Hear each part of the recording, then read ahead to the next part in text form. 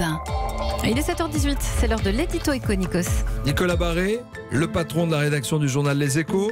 Nicolas Barré, spécialiste de l'économie et de la politique qui parfois ont ce terrain commun. On va jamais très loin. De la réalité avec la taxe carbone qui revient dans les dossiers.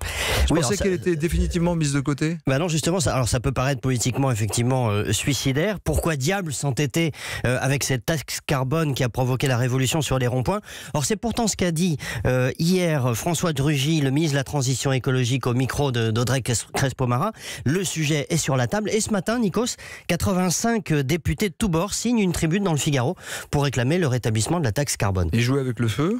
Alors oui, c'est vrai que la matière est inflammable, parce que rappelons quand même les chiffres. Avec la taxe carbone telle qu'elle était prévue avant que le gouvernement ne la suspende, le litre d'essence aurait augmenté de 11 centimes d'ici 2022 et le litre de diesel de plus de 22 centimes.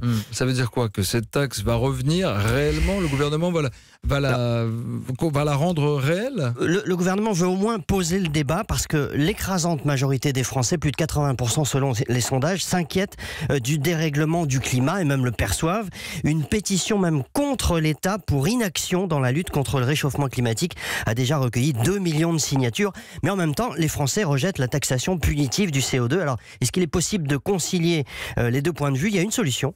Elle consiste à ce que chaque euro de taxe carbone soit rendu aux Français, autrement dit, que tout ce que rapportent les taxes écolo soit redistribué à l'euro près pour financer la transition énergétique. Et ça n'avait jamais été fait.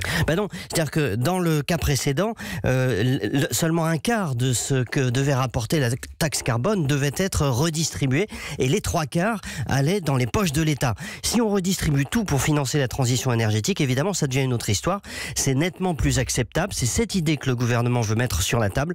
Dommage de ne pas y avoir pensé quand même plus tôt.